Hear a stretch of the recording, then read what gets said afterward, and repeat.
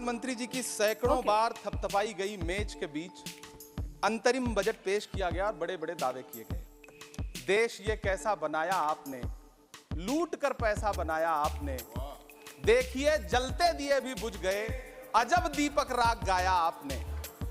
Ma'am,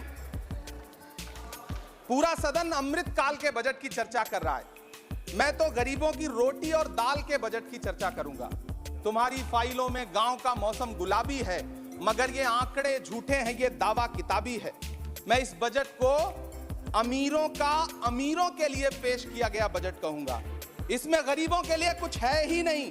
नौकरी मांगने वाले नौजवानों पर लाठियां बरसाने वालों, आपने इस बजट में युवाओं को क्या दिया? आपने पुरानी पेंशन बहाली की मांग करने वालों को क्या दिया? सालों से अपने लिए छत तलाश रहे लोगों को आपने इस बजट में क्या दिया? और फिर आपको पूरी उम्मीद है कि पूरा देश आपके इस पेश किए गए बजट पे लहालोट हो जाए, तालियां पीटे, मंगल गान गाए। कैसे संभव है? मैं सदन में खड़ा होकर के इस बजट पे चर्चा करते हुए कहना चाहता हूं कि इस बजट में फुटपाथ पर रहने वाले, छप्परों में रहने वाले, झुग्गियों में रहने वालों के लिए क्या है, उनके लिए क्या है, जो प्रधानमंत्री के किए गए वायदों की बाट जोह रहे हैं।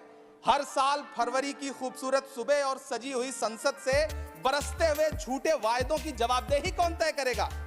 कौन बताएगा कि 2022 में प्रधानमंत्री जी जो सबको पक्का मकान देने वाला वायदा किए थे, उसका क्या हुआ? लोगों के सरों पर छत देने वाले प्रधानमंत्री जी के जुमलों से अलग उन्हें यह क्यों नहीं दिखता कि राज्यों में बैठे हुए उनके नुमाइंदे लोगों के सरों की छतें उजाड़ रहे हैं? उत्तर प्रदेश हो, असम हो, जम्मू कश्मीर हो, मध्य प्रदेश हो, भाजपा शासित राज्यों के बुलडोजर न सिर्फ लोगों के घरों को उजाड़ रहे हैं, बल्कि कुचल रहे हैं लोकतंत्र को, संविधान को, अदालतों के मेयार को। मैम, मैं आंकड़ों की बाजीगरी से अलग हट करके इस बजट पर एक बात कहना चाहता हूं। आंकड़े तो ऐसे हैं इस बजट के, ये कह रहे हैं 4 करोड़, वित्त मंत्री जी 3 करोड़ कहती हैं, प्रधानमंत्री जी 4 करोड़ कहते हैं। पहले तो आप इस झूठ में ही आपस में ही सलट लीजिए कि 4 करोड़ सही है या 3 करोड़ सही है। आंकड़े तो ऐसे हैं इस बजट के मैम कि जो सुने वो बस पथराई आंखें लेकर किंग कर्तव्य विमूढ़ हो जाए। लेकिन झील में पानी बरसता है हमारे देश में, झील में पानी बरसता है हमारे देश में, खेत पानी को तरसता है हमारे देश में, जिंदगी का हाल खस्ता है हमारे देश में, दूध महंगा खून सस्ता है हमारे देश में। मैम, रोजगार, महंगाई, किसान, मनरेगा, पेट्रोल डीजल के दाम, गैस सिलेंडर के दाम, फसलों की एमएसपी की गारंटी, इन सब जन सरोकार की बातों से इस बजट का कोई लेना देना नहीं। हमारे ट्रेजरी बेंच के साथी हंगामा कर रहे हैं। मैं तो कहना चाहता हूं मैम, वो एक बार इनके एक नेता एक गांव में गए और उन्होंने गांव में कहा कि गांव वालों आओ, मैं तुम्हारी समस्याएं समाप्त करना चाहता हूं। गांव वाले इकट्ठा हो गए। नेताजी ने गांव वालों से कहा बताओ तुम्हारी 2 समस्याएं बताओ, मैं दोनों समस्याओं का यहीं पे समाधान करूंगा। तो गांव वालों ने कहा साहब हमारी पहली समस्या है कि हमारे यहाँ कोई हॉस्पिटल नहीं है। तो नेताजी ने मोबाइल निकाला, कहीं फोन मिलाया और मिला के फोन पे पता नहीं क्या कुछ कहा कि यहाँ गाँव में हॉस्पिटल नहीं है, हॉस्पिटल तुरंत यहाँ हॉस्पिटल चाहिए। गांव वाले खुश हो गए कि 1 मिनट में यहाँ हॉस्पिटल आ रहा है। अगली समस्या के बारे में उन्होंने, नेताजी ने गांव वालों से कहा कि मैंने आपकी पहली समस्या समाप्त कर दी, दूसरी समस्या बताओ। तो गांव वालों ने कहा साहब इस गांव में कोई भी मोबाइल का नेटवर्क ही नहीं है। ये है इनके काम करने का तरीका, ये है झूठ बोलने का तरीका। इन्होंने वायदे किए बड़े बड़े, जो 10 साल के इनके वायदे हैं, मैं उनके बारे में बात करूंगा। वायदों से ज्यादा इनके नारों पे बात करूंगा। पहला नारा था बहुत हुई महंगाई की मार, अब की बार मोदी सरकार। आइए इस नारे की समीक्षा करते हैं। पेट्रोल, डीजल, गैस, ये तो बड़ी बड़ी बातें हैं। आटा, चावल, दूध, दही, पनीर, छाछ, सब चीज पे जीएसटी। अरे ये फिल्में टैक्स फ्री करने वाले लोग कफन तक पर जीएसटी लगा रहे हैं और ये गरीबों की बात करते हैं। मैम, ये सरकार झूठ की सरकार है। ये सरकार के जितने दावे हैं सब खोखले हैं। आज प्रधानमंत्री जी कह रहे थे सबका साथ सबका विकास। ये कैसा सबका साथ सबका विकास है कि मौलाना आजाद नेशनल फेलोशिप आपने बंद कर दी, आपने माइनॉरिटी डिपार्टमेंट का बजट घटा दिया। आप कह रहे हैं सबका साथ सबका विकास, आप बात करते हैं बेटी बचाओ बेटी पढ़ाओ। हमारी आंखें हाथरस से लेकर कठुआ से लेकर के और देश की जंतर मंतर की सड़क वो देख रहे हैं, जो हमारी ओलंपिक पदक लाने वाली बेटियों को प्रधानमंत्री की चौखट पे अपना मेडल रख देना पड़ रहा है। इससे शर्मनाक क्या हो सकता है? मैम, कृषि विकास दर जो 2014 में 4.6% थी, इस वर्ष गिरकर 1.8 कैसे हो गई? क्यों हर दिन 31 किसान आत्महत्या करने को मजबूर हैं? ये सरकार उन पर क्यों बात नहीं करती? कीमत तो बहुत बढ़ गई शहरों में धान की, लेकिन विदा ना हो सकी बेटी किसान की। मौका मिला तो लोगों ने कुर्सी के वास्ते तस्वीर ही बिगाड़ दी हिंदुस्तान की, और आज बड़ी बड़ी बातें कर रहे हैं। मैं यहां पर आपसे खड़ा होकर के मैं अंत में इतना कहना चाह रहा हूं कि वित्त मंत्री जी ने बजट में ट्रेनों के डिब्बे को वंदे भारत कोच में बदलने का एक प्रस्ताव रखा अपने भाषण में।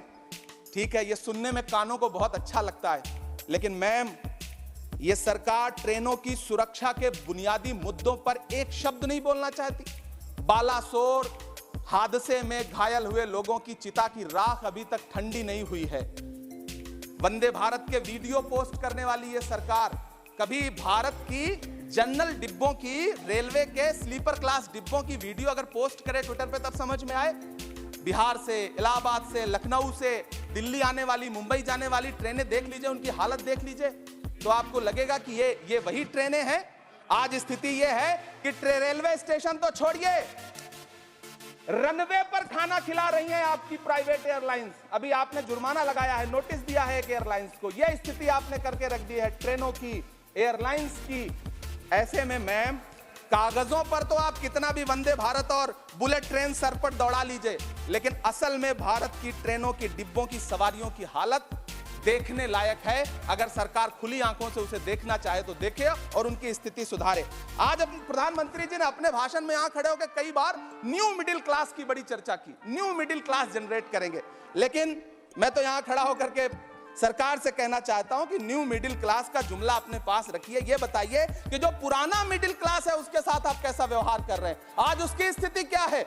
आप अमीरों के कर्जे माफ कर रहे हैं, उद्योगपतियों के कर्जे माफ कर रहे हैं, और यहां स्थिति यह हो गई है कि जो मिडिल क्लास, उसकी जो रोजमर्रा की जरूरत की चीजें हैं उस तक पर आपने जीएसटी लगा रखी है। आप फिल्में टैक्स फ्री करते हैं, लेकिन स्टूडेंट्स के प्रतियोगी परीक्षाओं के फॉर्म की फीस नहीं माफ कर सकते। आपको बाकी जगहों पर टैक्स लेना है, हर जगह टैक्स लेना है। मिडिल क्लास से आपका कोई रिश्ता नहीं। मिडिल क्लास तो आपसे कह रहा है कि मोहब्बत, भाईचारे के दीवाने दिन ही लौटा दो, वो सस्ती दाल सब्जी के सुहाने दिन ही लौटा दो। ये अच्छे दिन तो अंबानी अडानी को मुबारक हो, हमें ऐसा करो साहब, पुराने दिन ही लौटा दो। वो पुराने दिन जो बहुत अच्छे थे, वो पुराने दिन जहां लोग एक दूसरे से मिलजुल करके रहते थे। मैम, इलाहाबाद, दिल्ली, कोटा जैसे शहरों में छोटे छोटे कमरों में अभावों के साथ पढ़ाई कर रहे युवा किताबों के साथ गल चुके हैं। उनके हिस्से अधेड़ अवस्था तो आई है, लेकिन नौकरी और रोजगार नहीं आया। हर साल 2 करोड़ नौकरियां देने का दावा करने वाली ये सरकार 10 साल में युवाओं को नौकरियां नहीं दे पा रही है। 20 करोड़ नौकरियों का बोझ है इस सरकार के कंधे पर, और 2024 में देश देखेगा कि उन्हीं 20 करोड़ नौकरियों के बोझ तले दबकर बैठ जाएगी ये सरकार। ये देश देखेगा, क्योंकि जिस ओर जवानी चलती है उस ओर जमाना चलता है। देश का युवा नाराज है, देश का युवा गुस्से में है। ऐसे में उसकी पीड़ा को इस बजट में कहीं भी आवाज देने की कोशिश नहीं की गई। मैं आपके बीच खड़ा हूं, मैं तो वित्त मंत्री जी का भाषण सुन रहा था। यह कहा जा रहा था ये अमृत काल का बजट है, ये अमृत काल का बजट है। ये कौन सा बजट है ये बाद में तय होगा, लेकिन मैं इतना जानता हूं कि ये इस सरकार का अंतिम बजट है, आखिरी बजट है। इसके बाद न्याय का बजट पेश होगा, जिसकी चर्चा राहुल गांधी जी पूरे देश में कर रहे हैं। न्याय का बजट, न्याय महिलाओं के लिए, युवाओं के लिए, सामाजिक न्याय की बात जिसकी चर्चा पूरे देश में राहुल गांधी जी कर रहे हैं, वो न्याय का बजट पेश होगा अगली बार। ये इस सरकार का अंतिम बजट है, अंतिम बजट है। अमृत काल में गरीबों की रोटी और दाल के लिए इस बजट में कोई प्राविधान नहीं है, कोई चर्चा नहीं है। बहुत बहुत धन्यवाद। Thank you.